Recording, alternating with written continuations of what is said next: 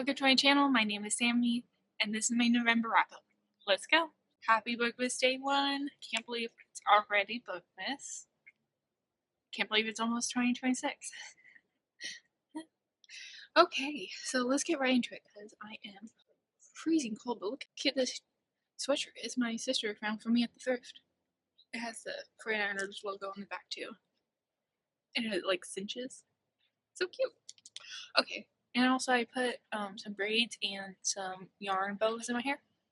Let's get right into it. So, the books I read in November, I read 4 books. Oh, that's funny.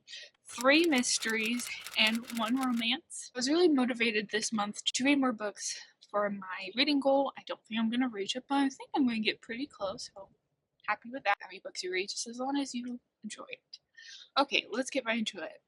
So, first book is actually an arc I got. This is Everyone in the Bank is a Thief by Benjamin Stevenson. I believe I know it comes out next year, I just don't know what month. March 17th, 2026.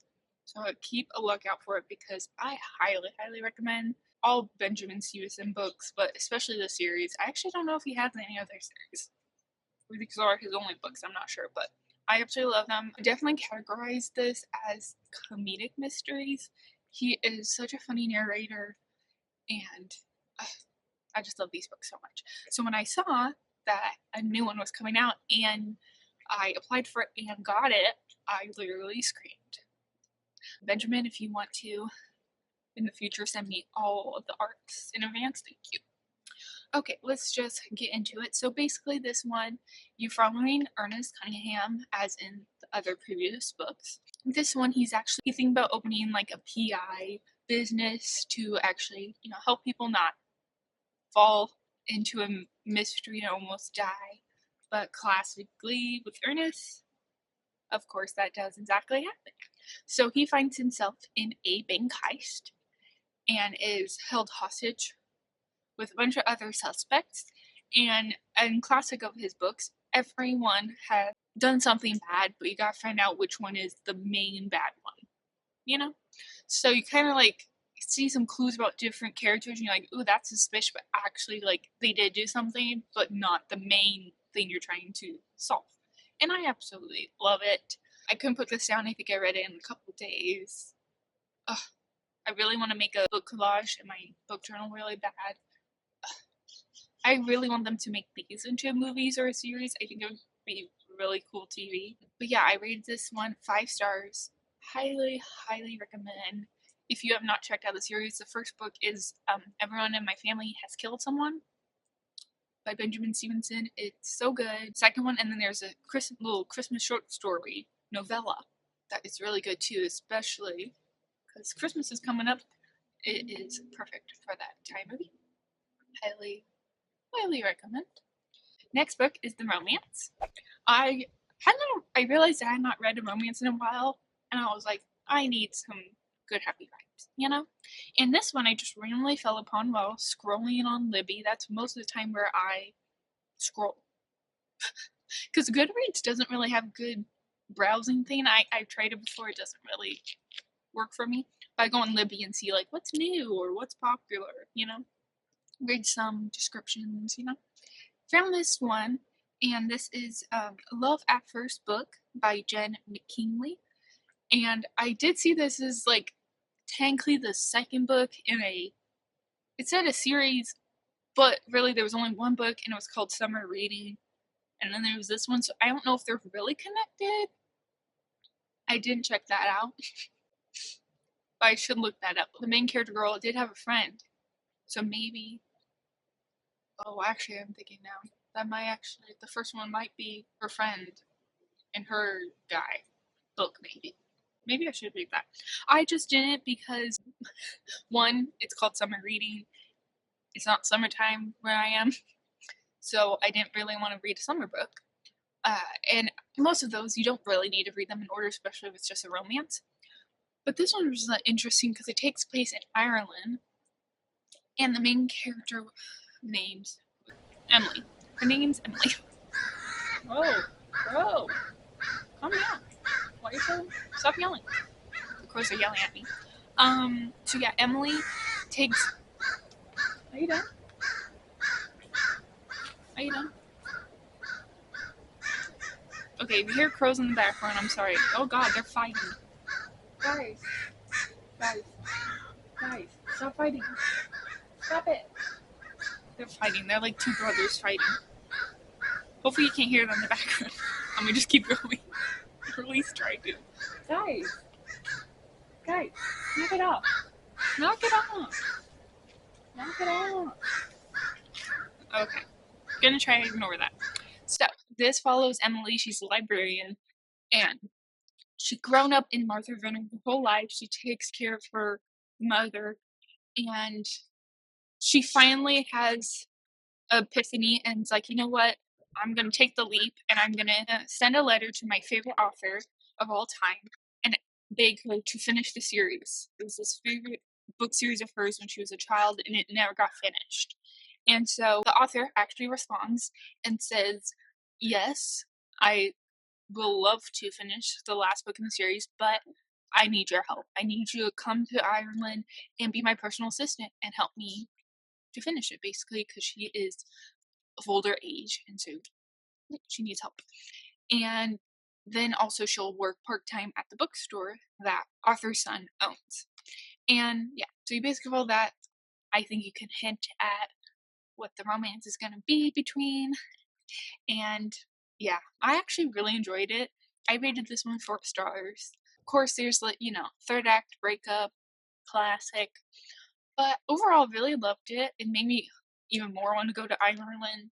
It made me really want to work in a bookstore really bad. Yeah, like, to be able to just talk about books all day sounds incredible. But yeah, so definitely recommend if you are looking for just a short and sweet romance based in Ireland. And there's also fun little, like, Irish sayings, and so that was fun to learn. And then I liked it. I kind of wish it was in the beginning of the book, but it's at the end of all the bookers at the bookstores how to say each of their names, because they have very Irish names, and I was kind of confused at how to say them. So that was nice. So yes, 4 stars. Next book is The Impossible Fortune by Richard Osman. Do I need to say more? You know my rating already. Yes, 5 stars. This is the next edition in the Thursday Murder Club series. So good. So good. I love the series. I love these characters. If you have not checked out the Thursday Murder Club series, go check it out. I highly recommend. Also, they made the first book into a movie on Netflix, if you didn't know that. And yeah, this was the first book that I actually read and envisioned the actors from the movie as the characters, and that was really fun. And yeah, the only thing is, like, because it's been a while since I read it, and then, like, watching the movie made me go back to the first book, I kind of forgot who some of the side characters were, so it took me a minute, but I figured it out. But, like, why would he name 2 characters Pauline and Patrice? They are very similar. But it's okay. Yes, so highly recommend. In this book, he did say at the end that he is working on the next Thursday Murder Club book already, and second book in the We Solve Murders series, and I am really excited for that. So please, Richard Osman, never stop writing, and if you want to send me arcs, I will greatly appreciate it. Next and last book I read in November is The Killer Question by Janice Hallett. So I got into Janice Hallett books from her first popular book, The Appeal. If you have not heard about it, it really drew me in because it has her books have a very unique layout. So most of her books are laid out in emails, text messages, documents, and there's not a single chapter. And you're basically just going through, like, you're kind of like a detective going through all this paperwork to solve the mystery. And when I heard that premise for The Appeal, really drew me in. I was like, wait, what? And I read it, and I really did enjoy it. Overall, I found the layout so cool, and, like, I felt like she literally had to write the mystery, number 1, and then 2, put them all in these documents to write it out and solve. Like, I can tell it was a lot of work. When you read it, you know, like, how much work had to go into this, that, like, even though, like, small little mundane texts or emails that, like, don't mean anything, but, like, you gotta have those you can't reveal or clue in every single thing. So I get it. I definitely highly recommend checking that out, especially even if you just need a change up. Like, I feel like when I read The Appeal, I just needed a change up in my mysteries, and this did it for me. So I did read one of her other of her books. I forget what it was called. I did read The Christmas Appeal. There is like a little novella for that one too. The Typhoid Code. I read that of hers, and I did not enjoy it. It was written only in auto transcripted files, so like the software went in and like transcribed the things, but they did it wrong. So like some of the words were wrong, and that was a clue to what it really meant. And it took too much brain power. I was like, I can't. So that one was not my favorite, but happy to announce that Killer Question I did love. I rated this one 4 stars. I really did enjoy it. Wasn't an absolute favorite of mine, but I love, like, I don't think every book needs to be a 5 stars, because sometimes, like, this was the type of book I needed at the time. I already read 2 other mysteries, and if it was the same old, classic mystery, I would probably liked it, but to have a different layout really helped keep me motivated in reading it and just got my brain working, And yeah, so I highly recommend. This one was interesting because it takes place in a pub trivia night thing, and someone gets murked, and you follow all the clues. And this one's really cool because the main couple's nephew is actually like emailing like Netflix and stuff to be like, hey, I have a documentary idea, and then so he's slowly like sending all these documents and stuff to this documentary lady to possibly turn into a documentary, which I think would be really cool if Netflix actually turns it into a documentary. I think that'd be cool. But yes, I absolutely loved it.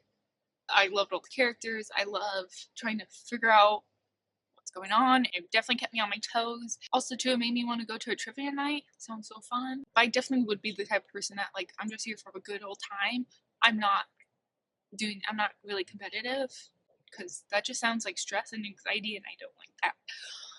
But yeah, so this one I think just came out this year. It's a pretty new release, and I saw it pop up, and I was like on my library, and I was like, yeah, I want to check that out. I'm happy I gave her another chance, because I did really love The Appeal, but I didn't like the Typhoid Code, but I did love The Killer Question. So it's all like, I don't think anyone should write any author off, because you never know. There might be some books that you like more than other of the authors, and that's okay. Yeah, so I'm definitely happy I read it, and highly, highly recommend. Sorry, I was looking at a bird that's a red head, and he looks really cool. Ooh, hey Brittany, you can eat. I'm not gonna bug you. So that's all the books I read in November. Most of these I would highly recommend. Ooh, favorite. It's a tie between The Impossible Fortune or Everyone's Big Thief. I really, really enjoyed both of those. I think my favorite book in November was Everyone and the Spank of the Thief by Benjamin Stevenson. I really enjoyed that, and all of his books I fly through them. I enjoy them. Mystery, I never call it, but so good. And I really loved in this one, he actually put his WhatsApp number and said to text your guess before you read the last chapters where he reveals it. And that was really fun. And especially because he's Australian and I'm in America, California. Woo. Yeah, so that was really cool. Honestly, highly recommend all these books. This was a really good reading month. Gotta get to reading already for December. Got a lot of books on my TBR. December TBR video coming soon. And yeah, I think that's it. And I'm cold out here, so I won't go inside. Thank you so much for watching. Please like and subscribe. It means so much to me. Happy Bookmas Day 1, and I'll see you tomorrow. Bye! My nose is running because it's freezing cold. If you want to know what freezing cold is in California, let me look at the weather. It is currently 29 degrees. I can see my own breath. Woo! Okay.